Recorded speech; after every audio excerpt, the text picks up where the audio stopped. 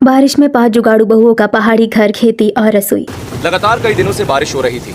गांव के आखिरी छोर पर बना 5 भाइयों का पुश्तैनी घर पानी से गिर चुका था। आंगन डूब गया था और पानी धीरे धीरे कमरों में घुस रहा था।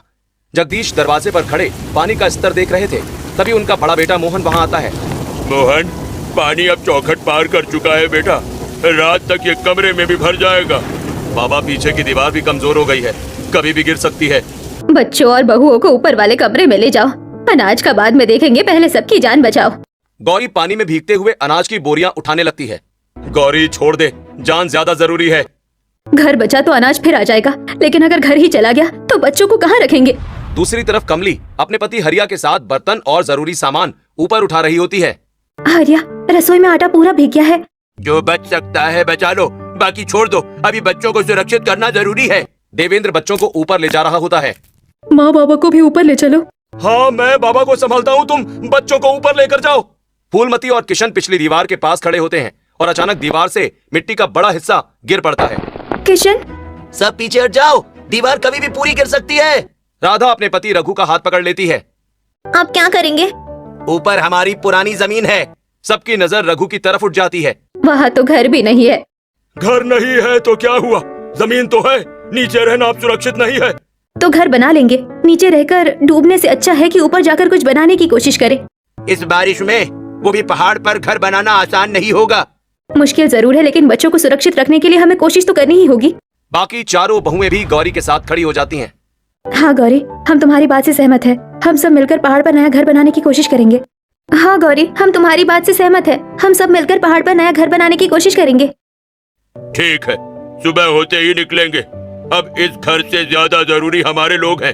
परिवार सुरक्षित रहेगा तो घर फिर बना लेंगे। सुबह बारिश धीमी होते ही परिवार सामान बांधने में जुट गया होता है। 5 भाइयों ने भारी सामान उठाया और 5 बहुएं बच्चों और खाने पीने का सामान संभालती हैं। तभी सावित्री ने एक छोटी पोटली गौरी को दे दी। इसमें घर के बचाए हुए बीज है, इन्हें संभाल कर रखना, आगे काम आ सकते हैं। माँ जी, बीज ये क्यों? जहाँ घर बनाओगी वहीं कुछ उगाने में भी शायद काम आ जाए। गौरी पोटली संभाल कर रख लेती है। आगे का रास्ता बेहद फिसलनदार था। हरिया, ये रास्ता तो पहले इतना खराब नहीं था, अब इतना खराब कैसे हो गया?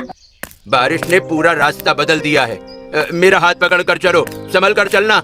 आगे चलते हुए देवकी का पैर अचानक फिसल जाता है। देवकी, संभल कर, कहीं चोट तो नहीं लगी ना? मैं ठीक हूँ, बच्चों को पहले ले जाओ, मैं पीछे आ रही हूँ। किशन एक भारी बोरी उठाकर आगे बढ़ जाता है। इतना वजन मत उठाओ, रास्ता खराब है, कहीं तुम भी गिर गए तो? अरे तुम लोग घर बनाओगी और मैं एक बोरी भी नहीं उठा सकता। इतना तो कर ही सकता हूँ। फूलमती हंस पड़ती है। पीछे राधा थक कर रुक जाती है। रघु, थोड़ा रुक जाओ, अब मुझसे चला नहीं जा रहा। रघु तुरंत सामान नीचे रख देता है। पहले सांस ले लो, पहाड़ कहीं भाग नहीं रहा है, थोड़ी देर आराम कर लेते हैं। जगदीश पीछे मुड़कर नीचे गांव को देखते हुए, जिस घर में पूरी जिंदगी बिताई उसे छोड़ना पड़ेगा, ऐसा कभी सोचा भी नहीं था। सावित्री उनका हाथ पकड़ लेती हैं। घर दीवारों से नहीं बनता जी, परिवार साथ हो तो नई दीवारें भी अपना घर बन जाती है। शाम तक सभी पहाड़ की पुरानी जमीन पर पहुंच जाते हैं। वहाँ सिर्फ पत्थर, झाड़ियाँ और पुरानी टूटी नींव थी। बाबा, यहाँ तो कुछ भी नहीं है। हम यहाँ घर कैसे बनाएंगे?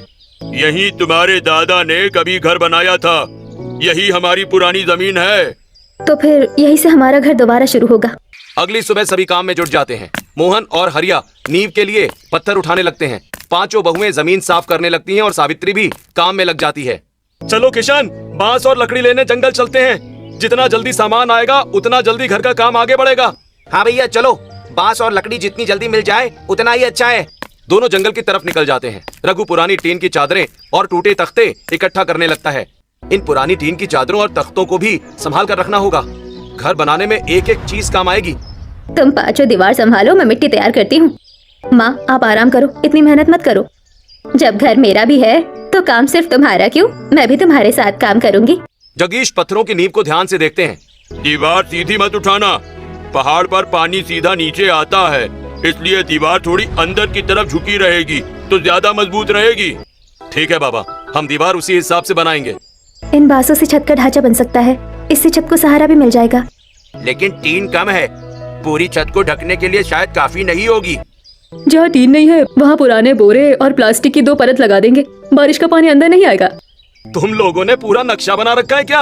हर चीज का इंतजाम पहले से ही सोच लिया। मजबूरी में दिमाग सबसे ज्यादा चलता है। घर बनाना है तो कुछ न कुछ उपाय करना ही पड़ेगा। फूलमती टूटे हुए तख्ते उठाने लगती हैं। इन तख्तों से खिड़की बन जाएगी। इन्हें बेकार छोड़ने की जरूरत नहीं है। तुम खिड़की बनाओगी? क्यों, मैं नहीं बना सकती?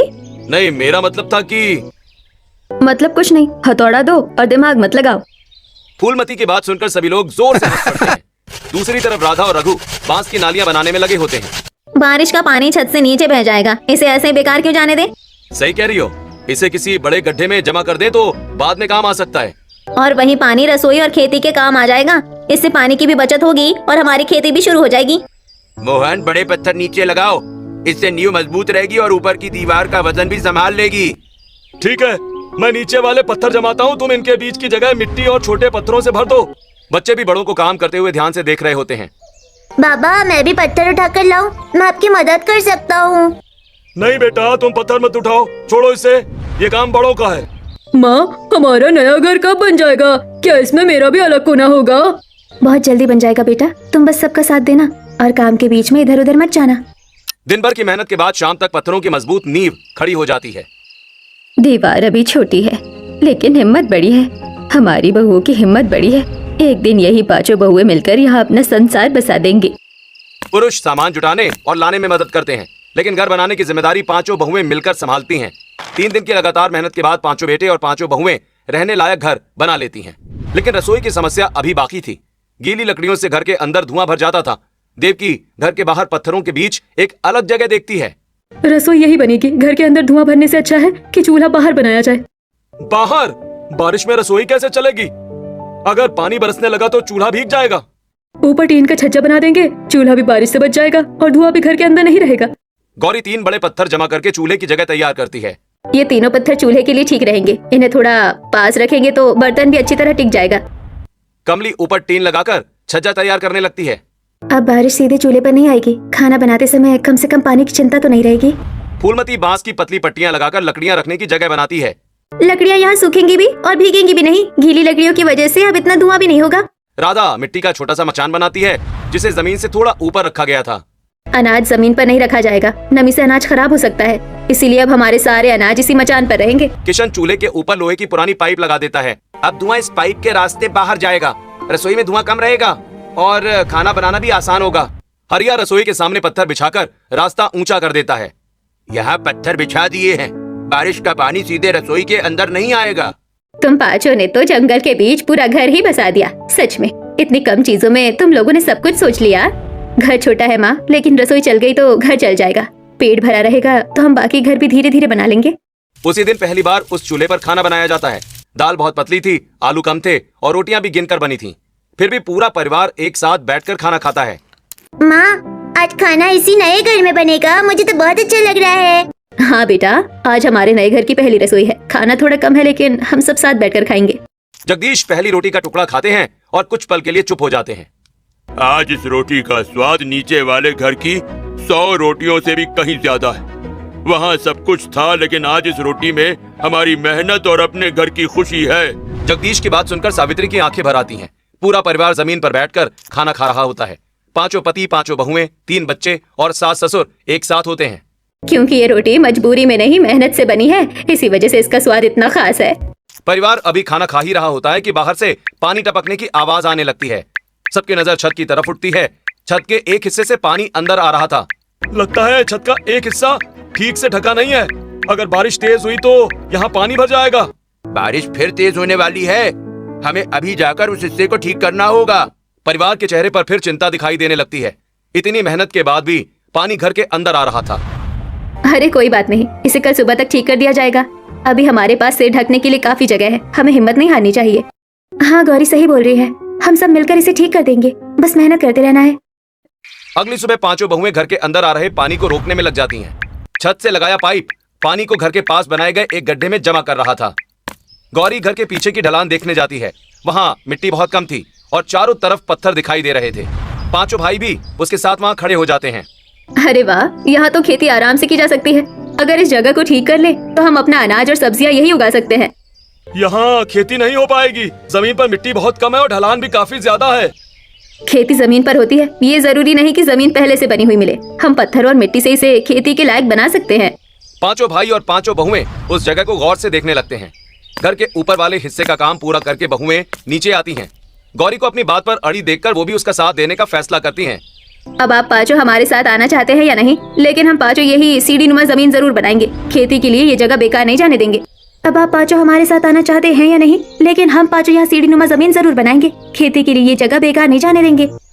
पांचों बहुओं को आगे बढ़ता देखकर पांचों भाई भी उनके पीछे चल पड़ते हैं। दसों लोग मिलकर ढलान पर काम करना शुरू कर देते हैं। पत्थरों की छोटी छोटी दीवारें बनाकर ढलान पर सीढ़ी नुमा जमीन तैयार की जाने लगती है। ये पत्थर ठीक से जमाना, वरना पानी आते ही बह जाएगा। मेड़ मजबूत रहेगी तो मिट्टी भी बची रहेगी। तुम पत्थर जमाओ, मैं पीछे से मिट्टी भरती हूँ।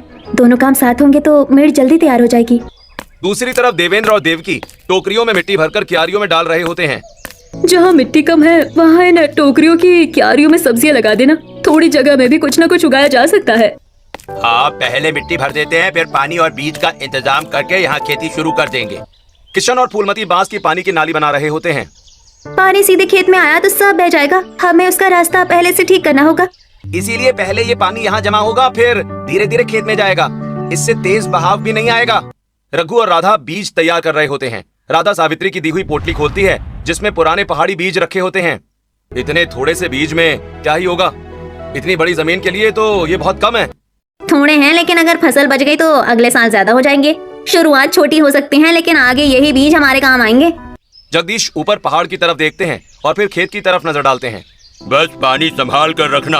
इस पहाड़ पर बारिश वरदान भी है और खतरा भी, इसलिए हमें दोनों बातों का ध्यान रखना होगा। गौरी पहली क्यारी में बीज डालती है। इस बार हम बारिश का इंतजार नहीं करेंगे। बारिश को अपने हिसाब से चलाएंगे और इसका पानी भी अपने काम में लाएंगे। सब मिलकर बीज बो देते हैं। कई दिनों की मेहनत के बाद छोटी छोटी हरी पत्तियां मिट्टी से बाहर निकल आती हैं। पूरे परिवार के चेहरे खुशी से खिल उठते हैं। लेकिन उसी शाम पहाड़ के ऊपर आसमान अचानक काला पड़ जाता है। ये सामान्य बारिश नहीं लग रही है, बादल कुछ ज्यादा ही घने हैं। तो क्या करें अब? इतनी मेहनत से जो बनाया है, कहीं वो सब बारिश में बह ना जाए। देखो, जो बनाया है उसे बचाने के लिए आज रात सबको जागना पड़ेगा। खेत हो या घर, इस बार हमें बारिश से पहले तैयार रहना होगा। उसी रात पहाड़ पर बारिश ने अपना असली रूप दिखाना शुरू कर दिया। रात होते होते बारिश इतनी तेज हो जाती है कि छत पर गिरती बूंदों की आवाज पूरे घर में गूंजने लगती है। पहाड़ के ऊपर से पानी छोटे छोटे झरनों की तरह नीचे उतरने लगता है। जगदीश दरवाजा खोलकर बाहर देखते हैं। अरे, पानी खेत की तरफ जा रहा है। अगर इसी तरह बहता रहा तो हमारी सारी मेहनत बर्बाद हो जाएगी। मोहन तुरंत बाहर निकलता है। मैं मेड़ देखता हूँ, अगर कहीं से पानी अंदर आ रहा होगा तो उसे भी रोकना पड़ेगा। गौरी भी उसके पीछे आने लगती है। तुम अंदर आओ, बाहर पानी बहुत तेज है, कहीं तुम्हें चोट ना लग जाए। घर में बैठकर खेत नहीं बचने वाला। इतनी मेहनत से इसे बनाया है तो मैं भी इसे बचाने आ रही हूँ। तभी हरिया, देवेंद्र, किशन और रघु भी उसके साथ बाहर निकल आते हैं। पांचों बहुएं भी पीछे नहीं रहती और बारिश में उनके साथ चली आती हैं। कमली बांस की नाली के पास पहुंचती है। पानी बहुत तेज हो रहा है, ये नाली ज्यादा देर नहीं टिकेगी। हमें इसे अभी मजबूत करना होगा। तो इसे पत्थरों से दबा दो। पानी का बहाव नाली को अपनी जगह से हिला नहीं पाएगा। देवेंद्र और देवकी मिलकर बड़े पत्थर नाली के दोनों तरफ जमा करने लगते हैं। उधर फूलमती देखती है कि खेत की पहली मेड़ में दरार पड़ चुकी है। किशन, यहाँ से पानी अंदर घुस रहा है, मेड़ अभी टूट सकती है। मिट्टी लाओ जल्दी, दरार को अभी भरना होगा वरना पूरा पानी खेत में घुस जाएगा।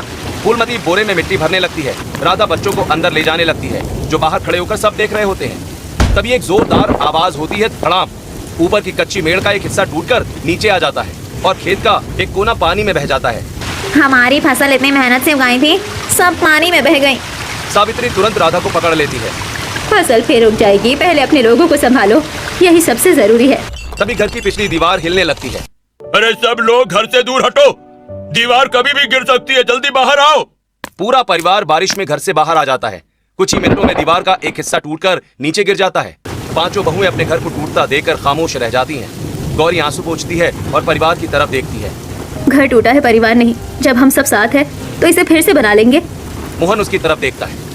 तो फिर सुबह से दोबारा बनाएंगे, इस बार घर को और मजबूत बनाएंगे। उस रात पूरा परिवार एक बड़ी चट्टान की ओट में बैठकर बारिश रुकने का इंतजार करता है। सुबह बारिश रुकती है तो सब अपने घर की तरफ लौटते हैं। रसोई का एक हिस्सा टूट चुका था, खेत की 2 क्यारियां बह चुकी थीं और दीवार में बड़ी दरार आ गई थी। इतनी मेहनत के बाद फिर से शुरू करना पड़ेगा। लगता है जैसे सारी मेहनत एक ही रात में खत्म हो गई। इतनी जल्दी हार मत मानो, रात ने बहुत कुछ छीना है, लेकिन हमारे पास अभी भी एक दूसरे का साथ है। राधा जमीन से भीगे हुए बीज उठाती है और मिट्टी हटाकर उन्हें देखती है। सब कुछ नहीं, देखो कुछ बीज अब भी सुरक्षित हैं, इन्हें हम फिर से बो सकते हैं। सावित्री बीजों को देखकर मुस्कुराती है। मैंने कहा था ना, बीज बचा कर रखना, घर टूट जाए तो भी जिंदगी दोबारा उग सकती है। देवेंद्र खेत की तरफ देखकर बह चुकी मिट्टी को देखता है। लेकिन मिट्टी तो बह गई है ना, अब इन क्यारियों में खेती कैसे होगी? मिट्टी गई है तो ऊपर से नई मिट्टी लाएंगे। इस बार मेड़ और मजबूत बनाएंगे ताकि पानी हमारी मेहनत फिर ना बहा सके। मैं आज से दीवार दोगुनी मोटी करूंगा। इस बार बारिश आएगी तो दीवार इतनी आसानी से नहीं टूटेगी। और मैं पानी का रास्ता बदलूंगा। पानी घर और खेत की तरफ नहीं आएगा, उसे पहले से दूसरी तरफ मोड़ देंगे। हाँ, नाली भी 2 जगह बनाएंगे। एक टूट जाए तो दूसरी काम करेगी और पानी का रास्ता बंद नहीं होगा। और चूल्हा घर के अंदर नहीं, दीवार से थोड़ा बाहर बनाएंगे। धुआं भी कम होगा और बारिश का पानी भी सीधे अंदर नहीं आएगा। कल तक हम घर बना रहे थे, आज लगता है पहाड़ हमें घर बनाना सिखा रहा है। हर बारिश हमें कुछ नया सिखा देती है। तो इस बार पहाड़ से सीखकर ही घर बनाएंगे। जो गलती हुई है उसे दोबारा नहीं दोहराएंगे। सब एक दूसरे की तरफ देखते हैं। थोड़ी देर के बाद सभी हंस पड़ते हैं और फिर अपने अपने काम में जुट जाते हैं। कोई जानता था कि उनका घर सिर्फ पत्थरों से नहीं, पूरे परिवार की मेहनत से बन रहा है। इस बार मैं भी मदद करूंगा। इस बार पानी का रास्ता पहले से ही मजबूत कर देंगे। अब हम वही गलती दोबारा नहीं दोहराएंगे। और जो चीज कल टूट गई उसे आज और मजबूत बनाएंगे। और इस बार पहाड़ हमें नहीं हरा पाएगा। अगले कई दिनों तक पूरा परिवार लगातार काम करता रहता है। पुरानी दीवार की जगह अब पत्थरों की मोटी दीवार बनाई जा रही थी। इस बार दीवार मोटी रखेंगे। पिछली बारिश में जो हुआ वैसा दोबारा नहीं होने देंगे। और नींव के चारों तरफ पानी निकालने के लिए नाली भी बना देते हैं। बारिश का पानी घर के पास नहीं रुकेगा। इससे घर की छत को पहले से ज्यादा ढलान दी जाती है। बांस की नालियों को बड़े बड़े पानी के टैंक जैसे गड्ढे से जोड़ दिया जाता है। अब छत का पानी इस गड्ढे में ही जमा होगा। बाद में यही पानी खेती और दूसरे कामों में इस्तेमाल कर सकते हैं। रसोई को थोड़ा ऊंचा बना दिया जाता है ताकि बारिश का पानी अंदर ना घुसे। सावित्री रसोई में लकड़ियां रखने के लिए ऊंचाई पर मचान बना देती है। लकड़ी जमीन पर रखोगे तो भीगेगी, इसलिए इन्हें ऊपर रखो ताकि जरूरत के समय सूखी लकड़ी मिल सके। माँ, अब तो आप हमसे भी ज्यादा जुगाड़ू हो गई हैं। हर काम का नया तरीका आपके पास तैयार रहता है। बहुओं से सीखने वाली सास हो। तुम लोग कुछ नया करोगी तो मैं भी सीखती रहूंगी। ये सुनते ही सभी लोग मुस्कुरा देते हैं। उधर खेतों में नई क्यारियां बनाई जाती हैं। इस बार पत्थरों की मेड़ के पीछे छोटे छोटे पानी रोकने वाले गड्ढे भी बनाए जाते हैं। अब बारिश का पानी सीधे नीचे नहीं भागेगा। ये गड्ढे पानी को रोकेंगे और मिट्टी भी बहने नहीं देंगे। पहले यही पानी हमारा खेत बहा रहा था, अब यही पानी हमारे खेत को बचाएगा भी और फसल के काम भी आएगा। शाम को पूरा परिवार घर के बाहर बैठा होता है। खेतों में हरियाली लौट आई थी, लेकिन घर में अभी बिजली की कोई व्यवस्था नहीं थी। बाबा, यहाँ बिजली नहीं है तो रात में रोशनी कैसे होगी? क्या हम अपने घर में भी कुछ इंतजाम नहीं कर सकते? बिजली की लाइन यहाँ तक आने में समय लगेगा। तब तक हमें कोई अपना इंतजाम करना पड़ेगा। किशन पहाड़ की ढलान और पास बने पानी के गड्ढे को ध्यान से देखता है। बिजली के लिए सौर पैनल लगाया जा सकता है और इस गड्ढे के पानी को खेत तक पहुँचाने के लिए पवन चक्की से चलने वाला पंप लगाया जाए तो पानी भी अपने आप ऊपर पहुँच सकता है। हाँ, हवा तेज चलती है। पवन चक्की को पंप से जोड़ देंगे तो हवा के साथ पानी भी खेत की क्यारियों तक पहुंचता रहेगा। लेकिन इतना सामान हमारे पास कहाँ से आएगा? नया सामान खरीदना आसान नहीं होगा। पुराने घर से बची तारें, लोहे के टुकड़े और कुछ मोटर के पुर्जे भी रखे हैं। जो काम का होगा उससे ये इंतजाम तैयार कर सकते हैं। सभी पुराने सामान को इकट्ठा करने लगते हैं। किशन पानी के गड्ढे के पास पवन चक्की लगाने की जगह तैयार करता है। पवन चक्की घूमेगी तो ये पंप चलेगा। गड्ढे का पानी पाइप से ऊपर खेत तक जाएगा और फिर क्यारियों में पहुंचाया जाएगा। पाइप को अच्छी तरह बांधना, वरना हवा या पानी के दबाव से निकल गया तो सारी मेहनत बेकार हो जाएगी। उधर मोहन और हरिया छत पर सौर पैनल लगाने की जगह मजबूत करते हैं। इसे ऐसी जगह लगाना जहाँ दिन भर धूप मिले, तभी ये ठीक से बिजली बना पाएगा। देव की बैटरी और तारों को सुरक्षित जगह पर रखती है। कुछ देर की मेहनत के बाद सौर पैनल से घर के लिए छोटी रोशनी का इंतजाम हो जाता है और पवन चक्की पंप से जुड़ जाती है। हवा तेज चलती है और पवन चक्की घूमने लगती है। गड्ढे का पानी पाइप से ऊपर खेत की क्यारियों तक पहुंचने लगता है। बाबा, पानी खेत तक पहुंच गया। अब हमारी फसल को बारिश का इंतजार नहीं करना पड़ेगा। हाँ, अब जरूरत के समय खेत को पानी यहीं से मिलेगा। हमारी मेहनत अब और मजबूत हो गई। रात होते ही सौर पैनल से जुड़ा छोटा सा बल्ब जल उठता है। रोशनी में पूरा परिवार अपने नए घर और खेतों को देखता है। नीचे बिजली और पानी के लिए दूसरों का इंतजार करना पड़ता था। यहाँ तुम लोगों ने धूप, हवा और बारिश के पानी से ही अपना रास्ता निकाल लिया। यही हमारी सबसे बड़ी ताकत है। जो चीज हमारे पास नहीं है उसके लिए रोने के बजाय उसका उपाय ढूंढना सीख लिया है। कुछ हफ्तों के बाद पहाड़ फिर से हरा होने लगता है। मड़ुआ की बालियां दिखाई देने लगती हैं, आलू के पौधे निकल आते हैं और मिर्च और धनिया भी बढ़ने लगती है। आज पहली बार हमारे अपने खेत की सब्जियां रसोई में बनी है। अपनी मेहनत की फसल देखकर बहुत अच्छा लग रहा है। हाँ बहू, अब इस घर की रसोई भी अपने खेत की फसल से चलेगी। इससे बड़ी खुशी हमारे लिए और क्या होगी। इतनी मेहनत के बाद अपनी उगाई फसल खाना अलग ही खुशी है। जगदीश पहला निवाला खाते हुए आंख बंद कर लेते हैं। अरे वाह भाई, इसमें नमक कितना है पता नहीं, लेकिन मेहनत का स्वाद बहुत ज्यादा है। जगदीश की बात को सुनकर सब हंसने लगते हैं। परिवार को पहली बार लगता है कि शायद वो सच में इस पहाड़ पर अपना जीवन बना सकते हैं। लेकिन तभी नीचे गांव से एक आदमी मदद के लिए पहाड़ पर पहुंचता है। उसके चेहरे पर घबराहट साफ दिखाई देती है। अरे गांव में फिर तेज बारिश से बाढ़ आ गई है। कई घरों में पानी घुस चुका है और बहुत परिवारों का अनाज बह गया है। जिसके पास